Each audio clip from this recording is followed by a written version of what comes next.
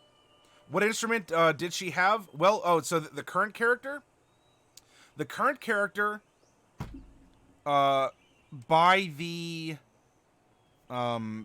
tool proficiency as a Bandit Defector, can take either a gaming set or an instrument. And of course, as bards, we're also going to get more instruments. So we can have an instrumentalist, sort of a one raccoon band, or she can take, you know, dice or cards or chess, something along those lines, and also still have the 3 instruments.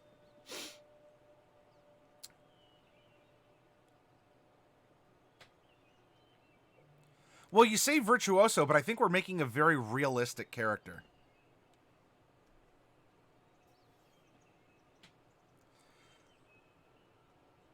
What else do we get as a bard? We get armor proficiency of light armor. Was that a bad pun? I mean, if it was a bad pun, I mean, just someone tell me to just stop right now. 12 for 10, me too. Moi aussi. Weapons. Some simple weapon. Yeah, I'm going to put bard weapons because that is easier to read and it's just going to reference us. You know, and if you ever need to, like, oh, bard weapons, page 52. Tools. 3 musical instruments of your choice. So you know what? If we're a bandit, maybe we're used to doing a little bit of, you know, a little bit of card play or something. You know, we were a lookout and we're judging a heist. You know what? Maybe we have a chess player here. So let's put chess as the set, and then 3x instrument. Our saving throws are going to be dexterity and charisma, or for our proficiencies anyway. And then skills, we get to choose any 3 skills. Tuba gang, hey. You know what would create a bigger distraction as the bandit gang sneaks up than someone in the middle of the forest taking a tuba and just going boom. Tankards and table legs.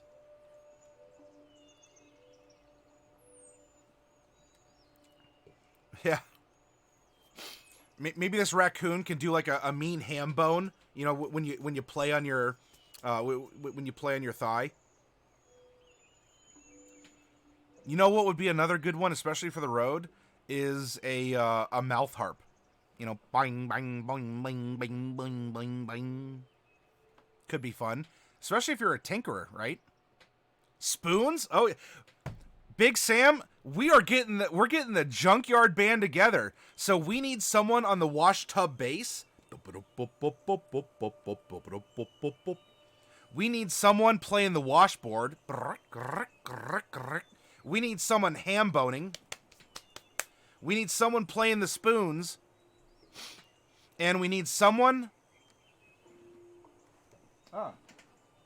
We need someone on the jug. Ah, boo. And you know, the plastic, I think, gives too much. Anyway. Know what I mean, Vern?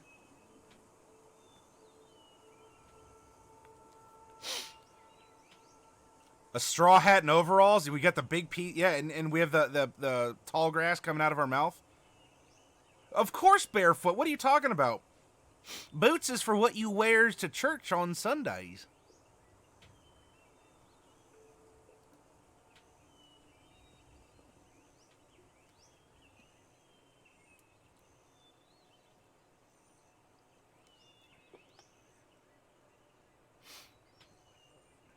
Gotta make sure you polish them nice, though.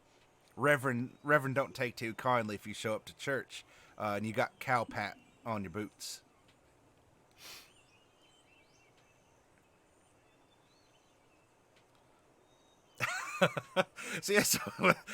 So our raccoon, like our raccoon tinkerer here, is just a living junk band.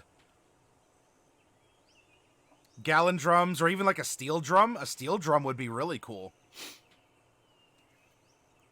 And I could see a tinkerer in either inventing or playing steel drums. Big Sam's digging it. The creativity is flowing. Look, I don't know if there's another channel on Twitch where you're going to show up, especially to a D&D stream, and we're going to talk about making a junkyard band and talking about ham boning and playing the spoons. This is why you come here, everyone. Guten Abend to you, diadems. A leaf whistle would be cool. You know, another instrument, too, would be a bull roarer, if you all are familiar with what that is.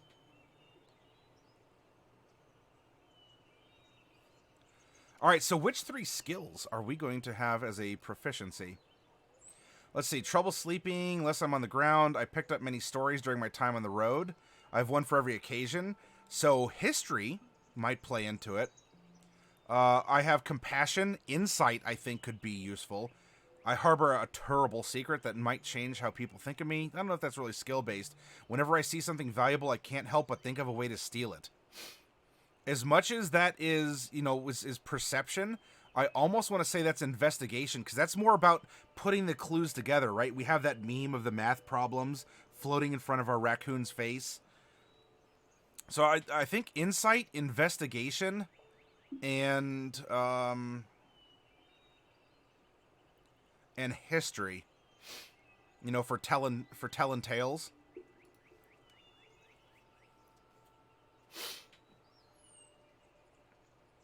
Oh, you think sleight of hand?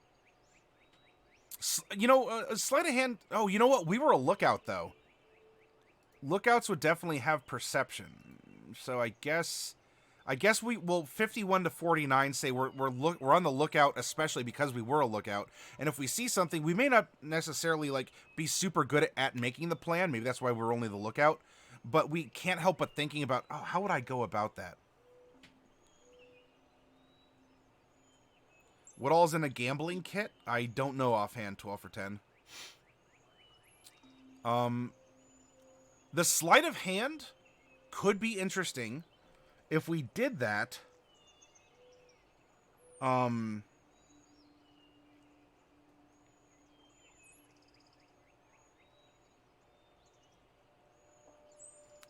So maybe we replace the insight. You know, we just have a general, like, look, I wish we all got along, but we're not really good at reading people. It's just that we don't want to have the violence continue.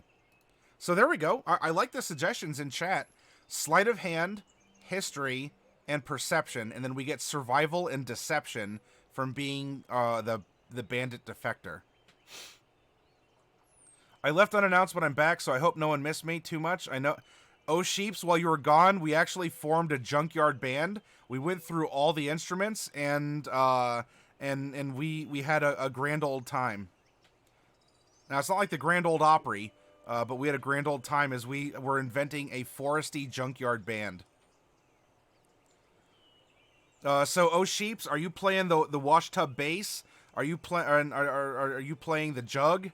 Are you playing the mouth harp? Are you playing ham bones, spoons? What you got going on?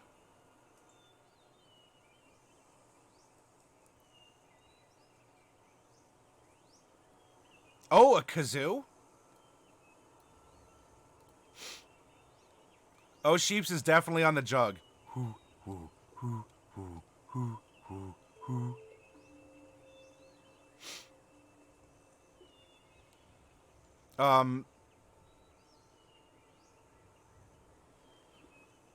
Well, fortunately, as you require breathing to live, you can at least, you know, hoo, hoo, hoo.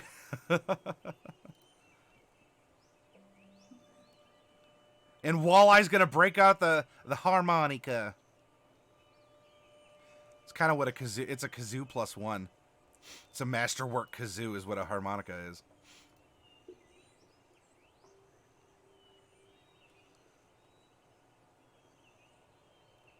And a fiddle? Oh, wow. We're getting a junkyard big band going on. Now, oh, Sheeps, remember, You have to wear overalls, and one of them can't be attached. A straw hat, no shoes, and perhaps have a piece of straw coming out of your mouth, too. I'm sorry, Valorous, you're absolutely correct, and the washboard. So we have the wash tub base, and the washboard. Correct, correct, correct.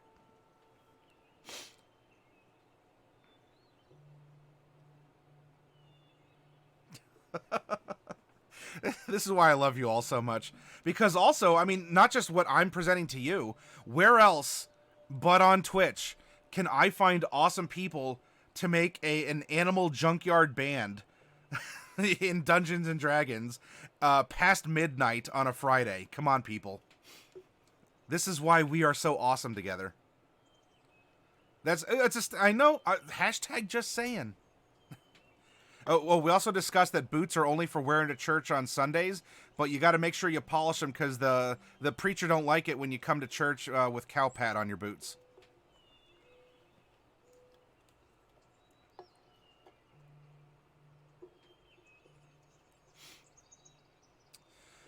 All right, so we have that equipment. I'm not going to worry about the equipment right now. This is a standard starting stuff. And because we're doing a / partial review and workshop of the new content, and we've been having some fun on the side, we can come back to this if it's really important. But I think we're going to move on, and I'll leave this to your all's imaginations here. All right, as a 12th level bard, you see, this is all we have to worry about. Looks like a lot of numbers, but it really isn't. Because for the most part, we're only worried about this line right here when you're generating a character of higher level. So our proficiency is +4. We know 4 cantrips.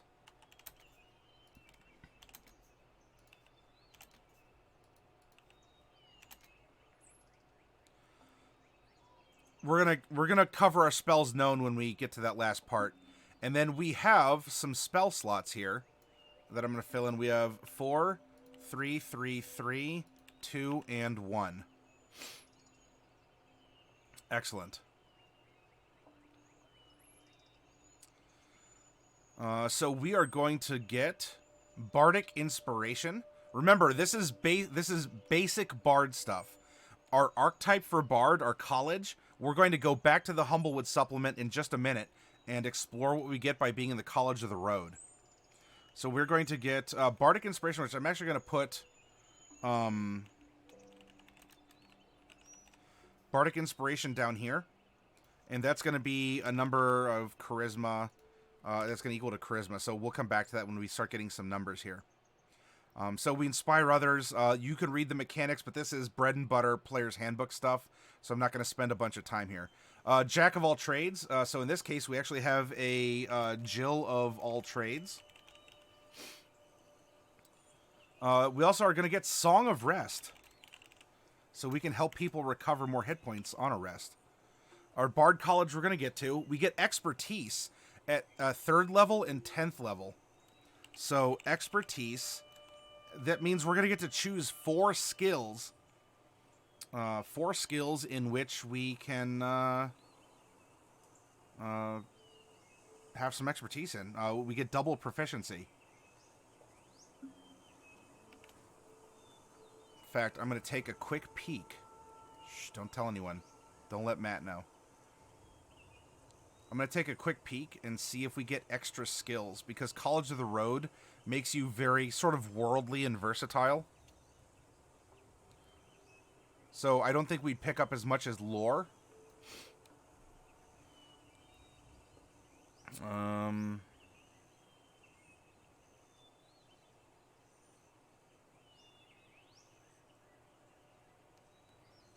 Gain a few useful proficiencies picked up from your time on the road. Choose 3 of the following options. Okay, so we could. I'm going to leave expertise here, and I'm going to just put like 4x, because we need to choose our skills, and then we can go and assign our expertise as we'd like to do. As you do. Bard College Expertise, ability score improvement. We're going to take 3 of those, but that's going to come at the end. A font of inspiration. We can inspire more often. We also learn counter charm. So if people are charmed, we can help snap them out of it. And at level 10, magical secrets. Shh. Don't tell anyone. We're going to get magical secrets. Now we're a little shy of 14th level, so we're only going to get the 2 magical secrets. I'm not going to put that here because we put magical secrets, or at least as I do. I put magical secrets on the spell list itself. But while I'm here, 4, 3, 3, 3, 2, and 1. We had 1 cantrip, a 2 cantrips, a 3 cantrips, and 4. This is Bard, spellcasting abilities, Charisma, and then, of course, our sort of floating thing is Bardic Inspiration. And we'll fill that in when we get there. Boom, we're being efficient. We're doing everything everywhere we scroll. All right.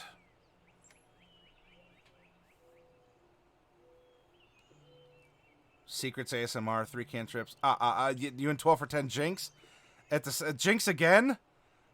Oh my, double jinxed? All right, you know, depending on the local rules, that means someone's not allowed to talk until they say your name 3 times.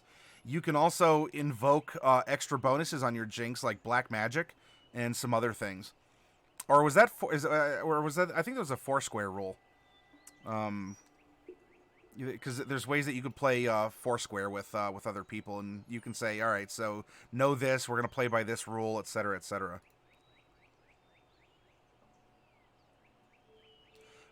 Walleye says, my first character was a Dragonborn Bard. Are you willing to share a story about your first character, Walleye fan? The meeting story could be putting the band together. Ooh, I like that, Big Sam. All right, so Big Sam, if I don't remember that and you're here tomorrow night when we make an adventure in Humblewood, please remind me of that. Because I think that could be a very compelling reason to have 4 people traveling through this great wooded area, even through danger and trying to bring people together. You gotta impress the preacher. Don't make me say it again. Oh, yeah, because 12's like, but they just gonna get dirty again. You gotta impress the preacher, 12. Don't make me say it again.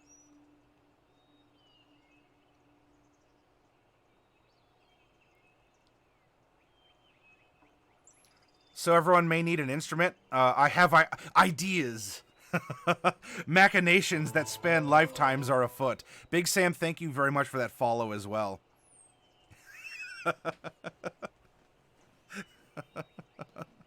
I'll love you too, oh sheeps.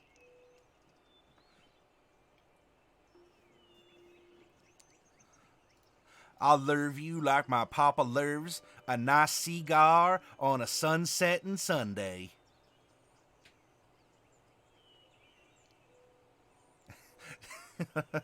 It tickles your right pink, I tell you.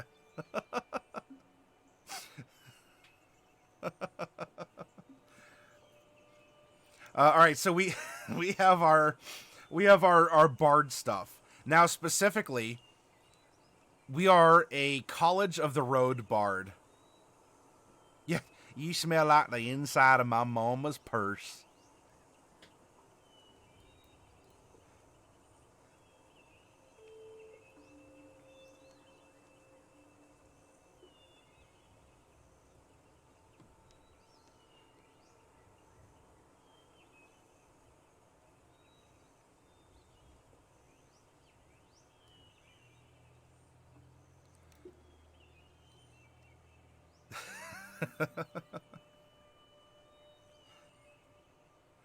I don't reckon I know why the French folk call it eau de toilet, because that's what I say every time I go to the outhouse.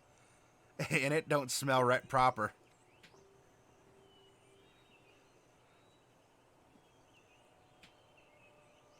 Walleye Fan says, maybe I can't remember a lot because that was 4 years ago. The one thing that I remember is that you faced against a bullet, and I think you hit on top of a cart during the fight. Well, if you do remember anything, Walleye, you are always welcome to share stories from your first character or anything else that you've experienced. Oh, Sheeps is Alan.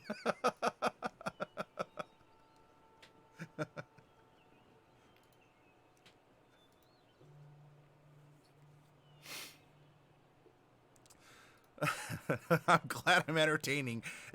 hopefully all of you out there. But if I'm glad O'Sheeps is at least getting a good knee slapper in there. All right, so College of the Road, not an officially recognized college. The College of the Road represents the personal and eclectic sets of skills, knowledge, and techniques a wandering bard picks up along their journey.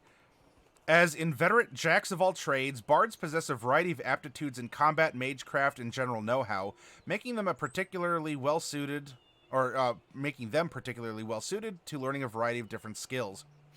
It often happens that while traveling, a bard winds up sharing their campfire with a motley assortment of wandering adventurers who may impart valuable lessons in exchange for a lively song or a well-told tale. Compared to students of other bard colleges, a special kind of sensibility is important for the College of the Road. How effectively a bard of this college can apply what they have learned depends on their understanding and insight. The College of the Road is sometimes a harsh teacher, but bards who follow this path often find themselves rewarded with a diverse array of useful tricks and tactics. Those who underestimate a bard from the College of the Road soon find that these graduates are full of surprises.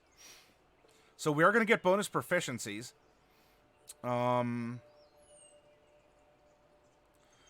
So let's see. We could roll randomly, but I think we have a powerful background combo that we could choose things that would really make sense. I think Thieves' Tools would work, as we were a bandit. You know, we were thinking about about some dicey situations. If we go with a gaming set of your choice, that might mean we're either good at 2 games, or we could turn chess into 4 instruments and a gaming set. Proficiency with a martial weapon of your choice. So bards do get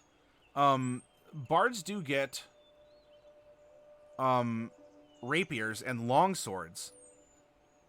Though, would this bard get proficiency in something else? You know, it says a martial weapon, which could be a maul. Do we carry around a big hammer? That could be interesting. You know, is there a martial weapon that really stands out for a character like this?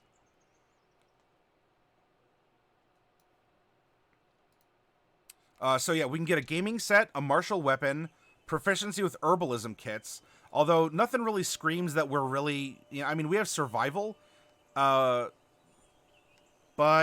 I don't know.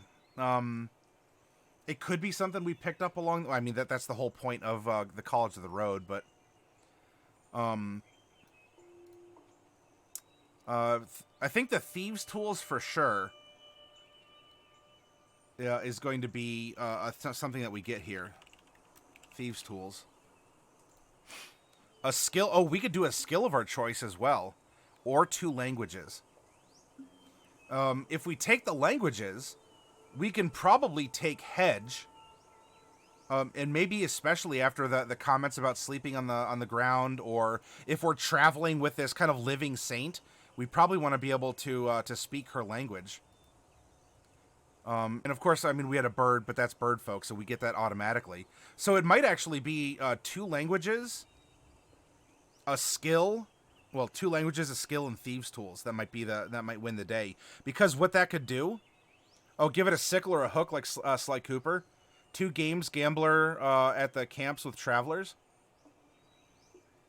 A pot and a ladle. Well, so we could. I mean, you could talk to your dungeon master and maybe replace this with, technically cooking utensils are an artisan tool, But is being able to cook the same as being a goldsmith? Possibly. You know, I don't want to offend people who are, trained in culinary arts or anything. Though, if we're talking about, like, camp cooking, you know, some simple stuff, you might be able to talk your DM into saying, instead of a gaming choice, can I just take cook's utensils and, you know, we'll call it a pot and a ladle, like, you know, Canterbury Tales style stuff.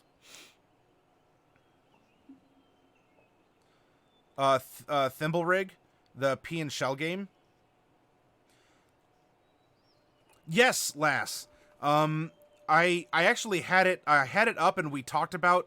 I showed it off because we're going to be reviewing Humblewood, which is sort of a homebrew extension of 5th Ed, and so Finnegan, Lass, 777, all some partial of that. We are going to review that next week, and we'll build some characters off of that. Finn works? Okay.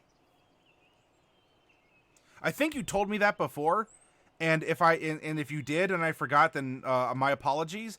However, the more that we talk, this is my way in hooking you and to keep continuing to come back, by the way. So the more that we talk, the more I'll remember. Famous. What? Get out. Yeah, there. All right, good. You better put a Kappa face after that. How dare you, Finn, imply that I am famous? Yes. All right, so I'm seeing.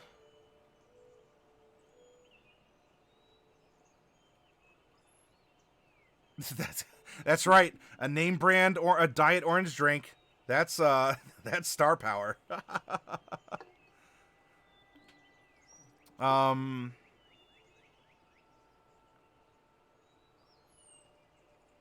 So a sickle would actually fall. A sickle would fall in line with a. That's a simple weapon. And arguably the hook could be just like a quarterstaff, which would also be a simple weapon. So I think we're actually good on that 12. So I'm seeing Big Sam and 12 for 10 saying that it's another game. So in this case, like chess, and then or if not chess, it doesn't have to be. We can just put 2x games. It could be dice, cards, thimble rig, or anything along those lines. All right, so we'll take a game proficiency. We took the thieves' tools, and so that leaves a Kopesh. What would that be based on in 5th edition? Because a Kopesh doesn't by name exist, so we'd have to reskin something. Maybe, but I don't know. Like, nothing's really saying a scimitar would be, you know, thematic to this character. You know, because we have someone who tinkers. But a light hammer, you know, and stuff like that, that's already a simple weapon. So that's why I kind of goofed around. I said, well, what about a maul, right? Kind of a big, you know, well, if I need something to tinker, I'm going to break it. I'm going to wreck it. Oh, okay. All right, 12 for 10. I gotcha. You're going to go, my headache's getting worse, and I want to get up with a reasonable night. Walleye fan, thank you so much for hanging out. You were here from the beginning. I very much appreciate you sharing your tale as much as you remembered it and being a part of the community. Cheers to you. I hope you get a good night and that your headache goes away.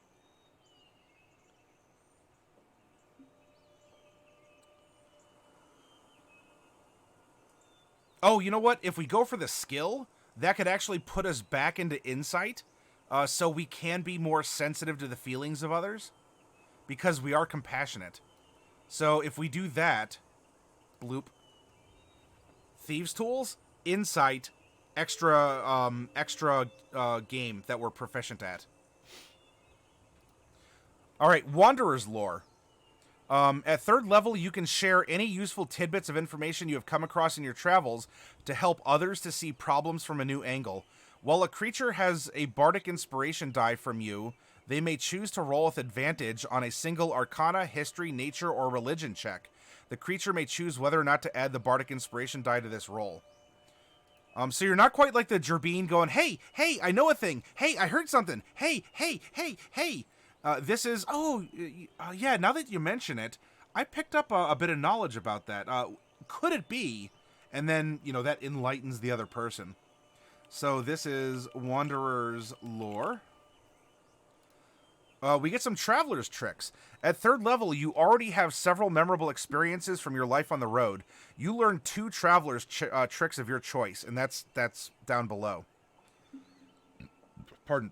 These Traveler's Tricks represent skills, techniques, and useful pieces of knowledge picked up along the way. Each one requires you to expend the use of your Bardic Inspiration and takes a bonus action to use unless otherwise specified. At 6th and 14th level, you gain an additional Traveler's Trick. So here, I'm going to put... So these are like invocations, in a sense. Traveler's Trick. 1, 2, 3. Improved tricks. At 6th and 14th level, your Traveler's Tricks become stronger. By practicing the tricks you know and encountering stronger adventurers who share the knowledge with you, your mastery over your tricks increases. And that is going to be indicated, right, at 6th level. So it's built in. So I'm just going to turn Traveler's Trick into improved. Similar to Smite with Paladins, you see me do. There's like improved Smite, and so all I do is I go back and add that keyword. That way we know that we have the improved versions. Also at 6th level, we get a favorite trick. At 6th level, you have gained enough mastery over one of your Traveler's Tricks that you can use it whenever it's needed. You may choose one Traveler's Trick that you know and designate it as your favorite trick. If you roll initiative and have no uses of Bardic Inspiration remaining, you regain 1 use of it. Any Bardic Inspiration gained this way can only be used to perform your favorite trick. And so we are going to... we're going to get the 3, and we can label... we'll just do this. Favorite trick, and then we're going to just label what it is right after that section. I think that works. Hey, I'm figuring this out along for the ride here.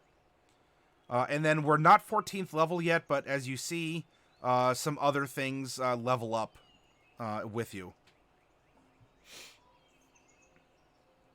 Hey, Carl, welcome. Hey, hey, hey, says Carl. Big Sam, hey, that reminds me. Okay, so Traveler's Trick options represent the things that you learn from people that you've met along the way. So, for example, you get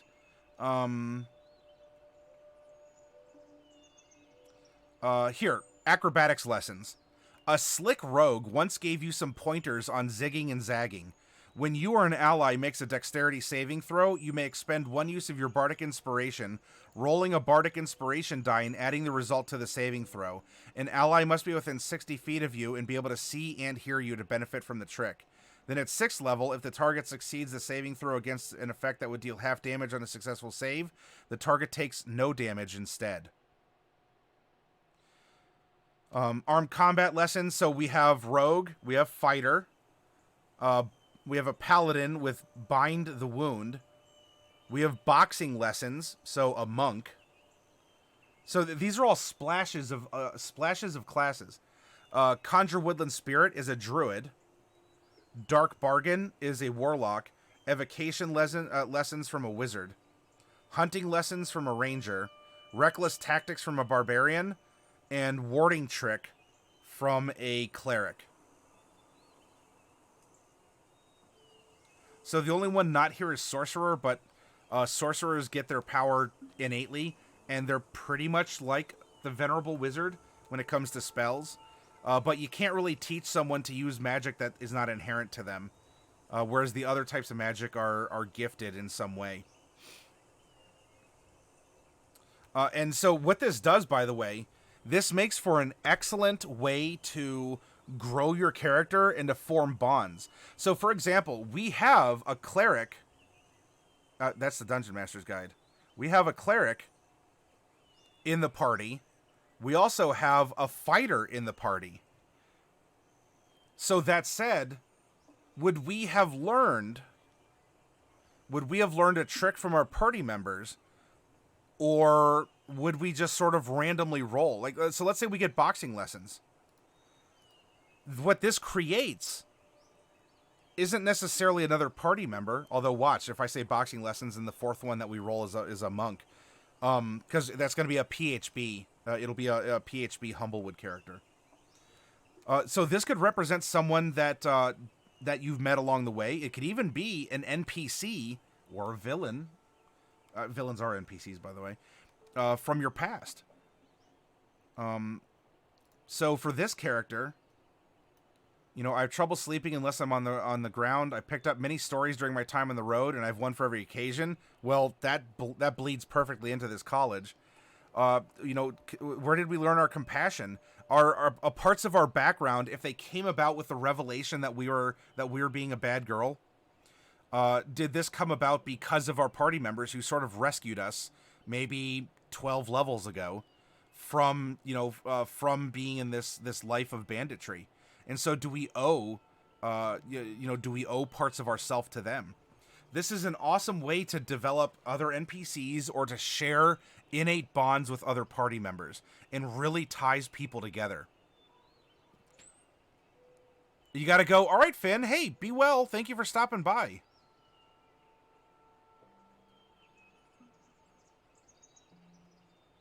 You hope the next character's a boxer? Well, 1 in 12 chance that it's a... although, I'll probably... if I get a fighter... You know, normally I don't mind if we have 2 warlocks or something, but I think in order to help highlight the special Humblewood stuff here, if we do get a bard, a fighter, or a cleric, I'm going to re-roll. So that would actually bring it down to a 1 in 9 chance to get a monk.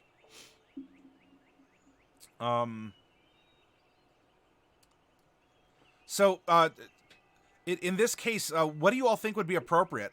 Would we say that this person is a born-again person because of the actions that the party has imparted? And so we should take the cleric, fighter, and, well, I guess a rogue character? If we want to take a rogue, because we were a lookout. And this can really help in being a lookout. Plus, we were probably around a lot of rogues.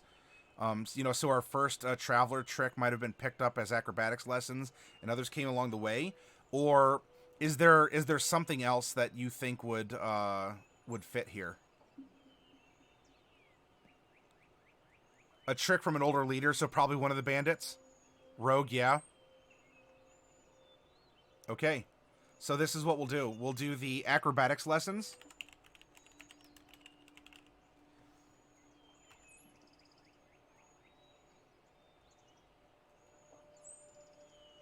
Then fighter is armed combat lessons.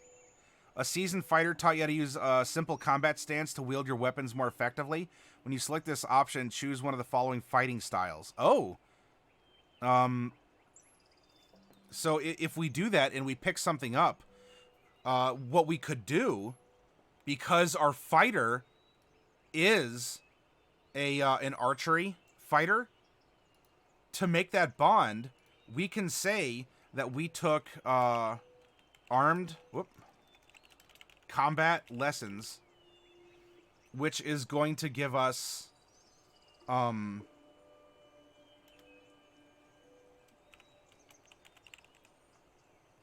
archery fighting style.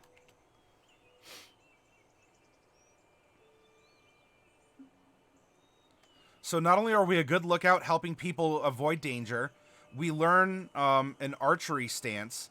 And when you make a weapon attack, you can expend 1 use of your Bardic Inspiration, adding your Bardic Inspiration die to the attack or damage roll. When you do this, you gain the benefits of your chosen fighting style for 10 minutes. So we have to focus ourselves. At 6th level, you learn how to use your stance to chain your attacks together in deadly combination. Once while your fighting style is active, you may attack twice instead of once when taking the attack action on your turn. And then we have the cleric one, is a warding trick.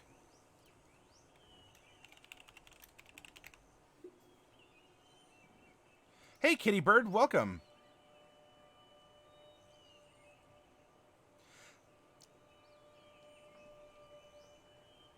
So a possibility, Big Sam, and again, look, this isn't my character, this is one that we're building together, is that the background is a reformed bandit.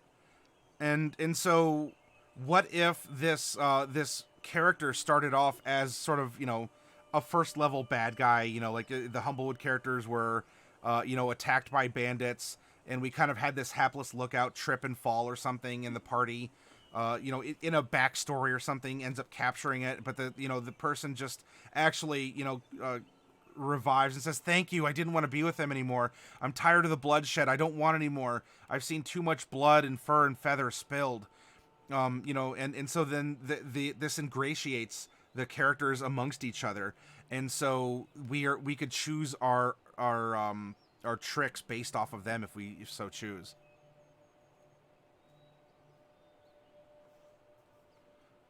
I'm always open though if someone has another idea. So a gentle cleric taught you how to channel your magic into a protective veil. You can expend one use of your bardic inspiration as an action to grant an ally you can see within 60 feet of you a number of temporary hit points equal to your roll on the bardic inspiration die plus your wisdom modifier. By the way, this is a wisdom based, or wisdom secondary bard. It's really interesting. This ward lasts for as long as you maintain concentration on it for up to 10 minutes, and at 6th level, your practice allows you to weave wards that retaliate against those who would harm your allies. An excellent lookout, actually. This works very well. We have an archer and a warder.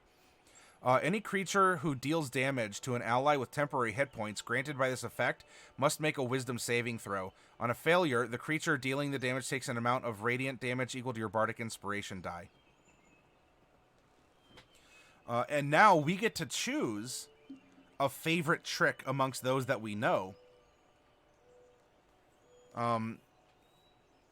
So you may choose one traveler's trick that you know and designate your favorite. If you roll initiative and have no uses of bardic inspiration remaining, you may regain one use of it. Any bardic inspiration gained this way may only be used to perform your favorite trick. So we can use it whenever it's needed and not just on the bardic inspiration die. So with that said, what would be the favorite trick, the first favorite trick here? Picked up many stories. And so I think that also, that personality trait would also help tip us in the direction that we'll emulate the other people in our party because we're learning from them. We're compassionate. I harbor a terrible secret. Whenever I see something valuable, I can't help but think of a way to steal it. I'm kind of thinking the temporary hit point one. Because we're neutral good, our personality expression is similar to that of our venerable hedgehog. We love being on the forest floor, and what is more forest floory than a hedgehog, especially one with a digging speed? And so maybe we'll make, I think there's enough here that if we're building a character and trying to come up with a reasonable favorite. Oh, Sheeps, you found the culprit. Yeah, he was rubbing his chin on the box, he's trying to bless the capsules. So our favorite trick, we'll call this warding. And now we can use that as we do. And so there we go, everyone. We have made a 12th level College of the Road Bard. This is a very interesting Bard build. I really like it. All right. What's next? We need to give our character some stats. Yeah, it's about that time. It's one of the last things that we do because I want to know about our character, not just what the numbers are. You gonna take off? What are you doing? No, you're just gonna sniff around? Sniff, sniff. Sniff, sniff.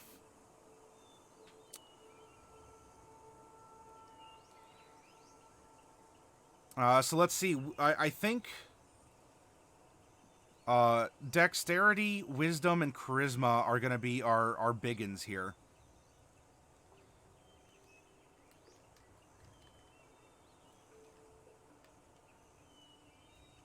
So maybe we go 15, 14...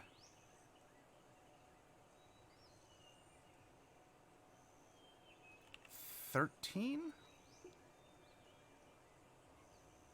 Or maybe we go 12. We do 14 in charisma.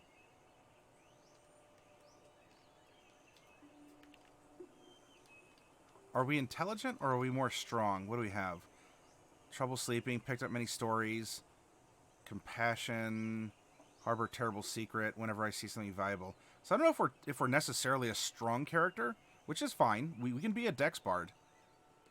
15, 14, 13, 12, 10, and 8. I'm a raccoon of means by no means, king of the road.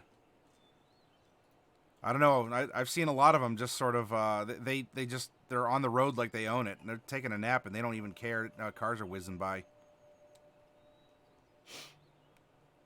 All right, if we do that and I'm open to other suggestions, that's going to put our constitution at 11.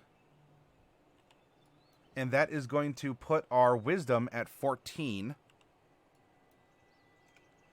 And now we get 3 ability score improvements. With ASIs, and that will allow us to put 2 points into 1 score or 1 point into 2 scores, or effectively, because we're making a higher level character, we are just going to add 6 points where we please. Roger Miller song. I'm babbling. 12 for 10. Babble away. It's fine. So let's go 1, 2, 3.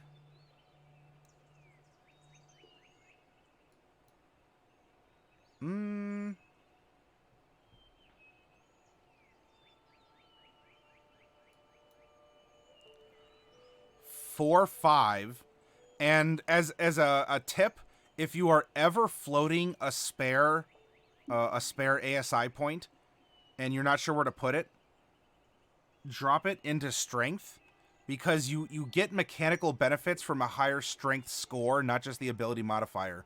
Because now we can lift, pull, push, drag, etc. a little bit more weight than we could before. And so we are getting something useful out of it.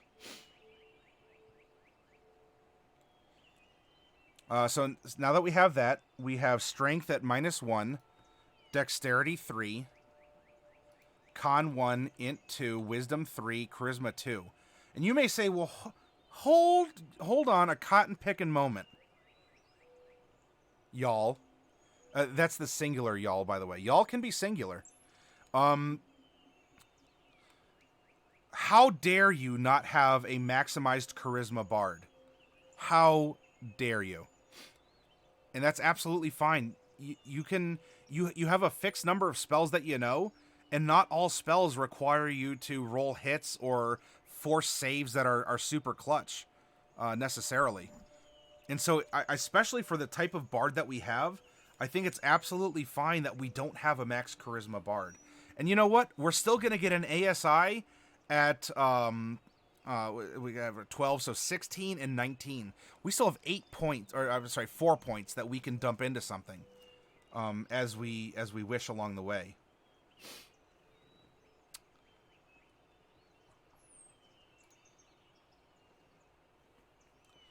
This is going to be a -1 strength saving throw and a -1 athletics. Oh, wait, I'm sorry, everyone. Hold on. We are a Jill of all trades. What that means is that we get to add half of our proficiency bonus to skills in which we are not trained. Or have proficiency, I mean. Training is something different. So, athletics would normally be a -1, comma, however, comma. This is actually going to be at a +1, because we are adding 2 to that. Now that, remember, Jack or Jill of all trades does not affect saving throws. So our Constitution saving throw is still going to be 1. Our Dexterity saving throw is going to be a 7, and Sleight of Hand is 7, because we're proficient. Acrobatics is going to be a 5, and so is Stealth, because we have a 3, and Jill of all trades gives us a +2 from our proficiency. Int save is 2, and our history is going to be 6.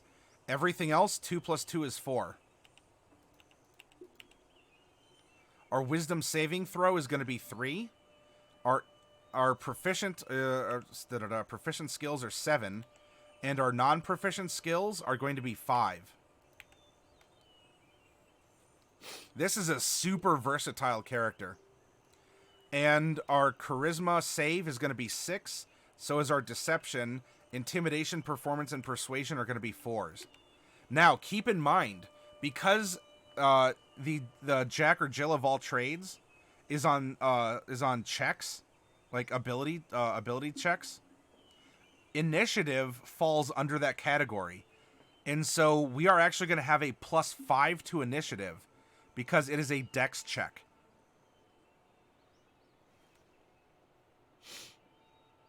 Which, by the way, I've never heard of Jill of all trades until now, and it makes sense. I mean, yeah, if you want to call it Jack of all trades, that's fine too. Jack, in an interesting way, could... I entertain that maybe because I think there's a character in Mass Effect, a girl character named Jack. But still, you know, it's also universal. Like, yeah, what are you doing, Jack? But yeah, if you want to say Jill of all trades, it's just something fun I do on the side. You have a Jack of all trades or a Jill of all trades. Our armor class, it's going to depend. If we're wearing leather armor as a part of the starting package, that's 11 plus your dex, so that's 14. Passive perception, by the way, is a 17. We are definitely a lookout, are we not? As that is 10 plus your perception modifier, and that represents your natural awareness. You're welcome to.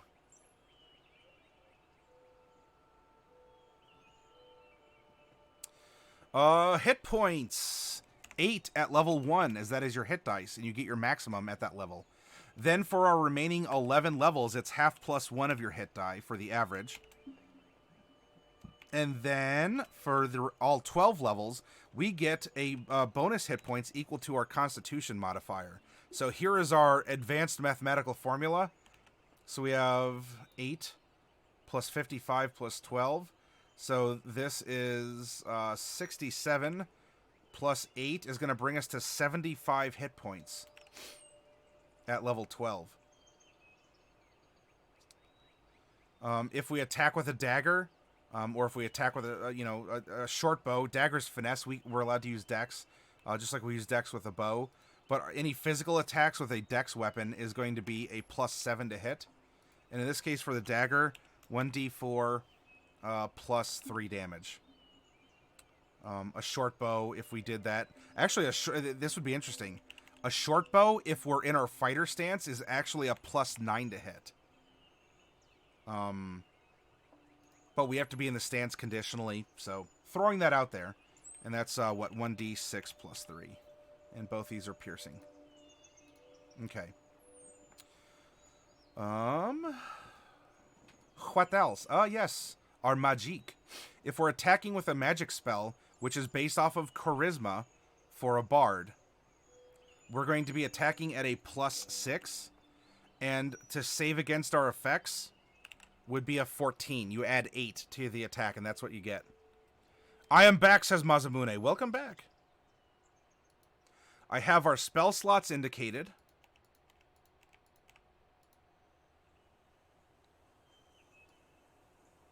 And... oh, what is the trinket that we got from a heist? I'm going to show you where this stuff is. If we come down here to what did they find, this is an excellent prompt. Now, so they're not explicitly trinkets, like, Curse of Strahd has gothic trinkets. The Player's Handbook in Chapter 5 Equipment has trinkets. However, this is thematic to Humblewood, the setting. And we rolled a 15, which is a glass jar filled with 8 fireflies, each giving off light. One glows white, and the others glow a different color of the rainbow. So, what about these fireflies? What do they mean? Are they mundane? Is the Humblewood filled with these, chromatic fireflies? Are these special? Are they magical? If not a rare breed, are they magical? Do you have this and you said, you know what? I'm going to start firefly breeding. Why not? And so you're actually a firefly breeder, which actually can help because our hedge, that is our dungeon master, our hedge cleric, hedgehogs can speak to bugs. Specifically bugs. So this is a nice way to have inter-party dependence on each other. Fishing bait? Could be fishing bait. Yep, the fireflies could be common as all get out. And you just say, yeah, you know, if you want a particular type of trout, you got to go for the green glowing one. Yeah, this is a really cool character, Big Sam. I'm digging it. By the way, she's earned a name. She's no longer a pile of stats. So if any of you feel inspired to give our reformed bandit, a raccoon person, a name, then make a pitch.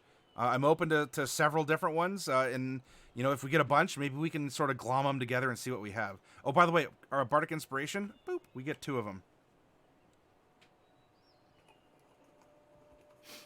Some of you out there might be saying, no, the 16 should be in wisdom, and the charisma, or the charisma should be 16, the wisdom should be 14. If you want to flip them around, you can. That will increase bardic inspiration to 3. That will also increase the bardic attack, which is fine. You know, for going over what we're doing, this is what I have. And when you get to download this off of our Discord, just change them around and, you know, have fun. Trashy Panda, that might be a little obvious.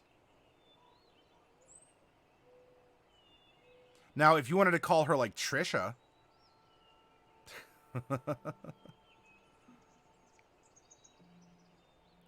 They're the stage lighting? Ah, so for performances for the Junkyard Band, they're the stage lighting. Now, it says a jar of fireflies. The fireflies could be like 2-3 inches long. Who knows? Who knows what fireflies are like in Humblewood? Only you do in your imagination.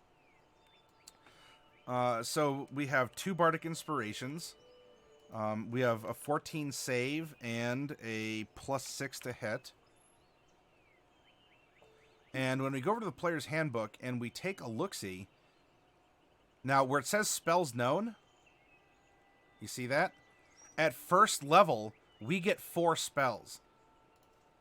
So level 1, and we're just going to copy this across. There we go. There's our 4 spells at level 1. At level 2, you see how we go from 4 spells known to 5? Bada boom. And so this is what we get at level 2. At level 3, we go to 6. Now, that means at level 3, we have access to 2nd level spell slots. If you want to put your level 3 here, you certainly may. Or you could put your level 3 spell back in a level 1 spell, because many scale up. It's up to you. And you can swap a spell when you level up. So if you take something and it's absolutely just you're not getting any use out of it, or you want to reflect that I've been training, like I learned something today, then the next time you level up, replace the spell. I mean, talk to your DM about it. Now, for the exercise we're doing, I'm going to just fill it in as you would get spells. So that's going to be level 3, level 4, 5, 6, 7, 8, 9. And when you hit level 10, do you see how you go to 14 spells? There's a reason for that. And I'll show you once I fill this in, so I don't want to lose myself, let alone if anyone else is watching out there. So 7, 8, 9. Now, at level 10, you get magical secrets, where you learn 2 spells from any magic. Druids, clerics, whatever. And if you want it to be a cantrip, it could be a cantrip. You want it to be a level 1 spell. You know, you want a level 3 spell and a level 2 spell. You want a cantrip and a level 4. You get 2 spells. Right? You have plundered magical knowledge from a wide spectrum of disciplines. Choose 2 spells from any class, including this one. A spell you choose must be of a level you can cast, as shown on the bard table, or a cantrip. The chosen spells count as bard spells and are included in the number of spells known. So level 10 could be anywhere here.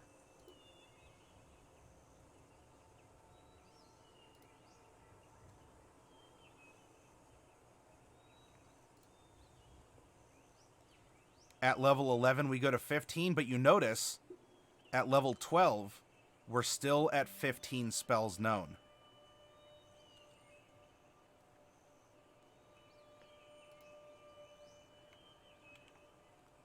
So we got that at level 11. So it would be up to us to choose. I will reflect that up here.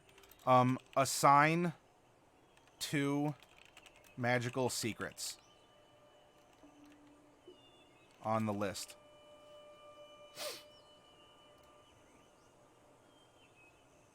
Ta-da!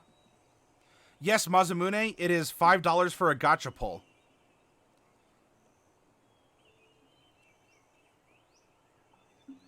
Kromdrade.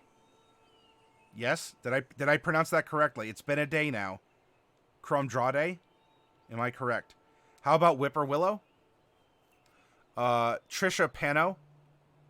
Rheena Chittershing. Rostas, hello! Yeah, it's been a minute. Welcome, it's good to see you. Sorry, I'm just catching up in chat here. Yes! Success Kid. Alright, so we have a couple name suggestions here.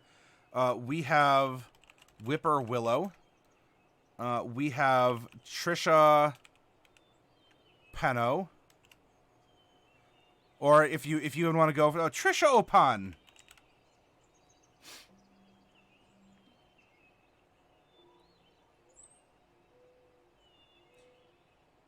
You know, that reminds me, my Irish great-grandfather is actually the one who invented things like outdoor chairs and couches. His name was Paddy O'Furniture.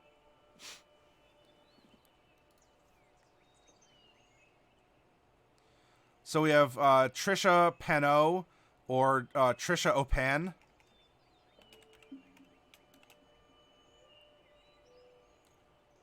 And Rheena Chittershring.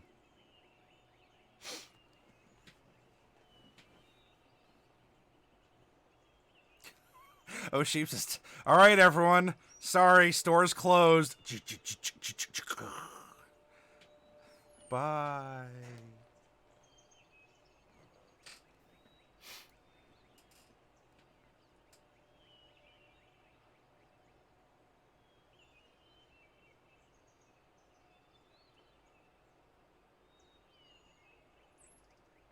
So what can we make here?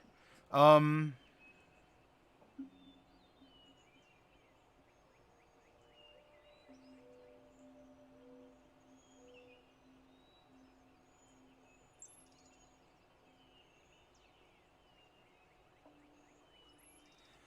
right, here.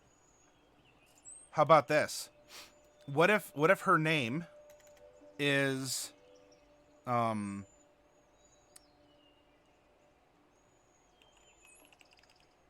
Rheena Tripper from Whipper and Trisha?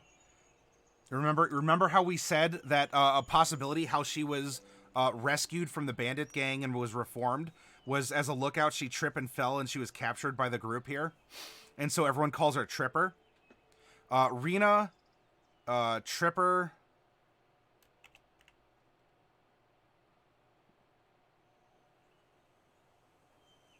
of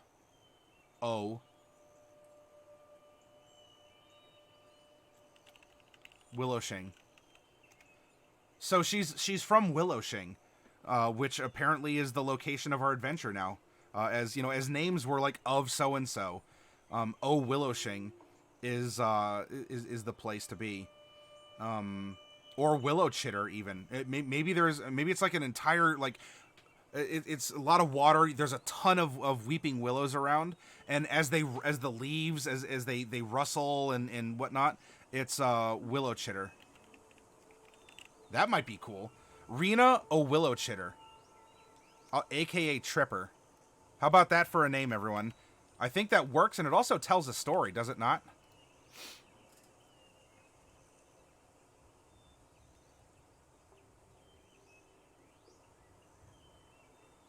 What you rolling a D6 for, Big Sam?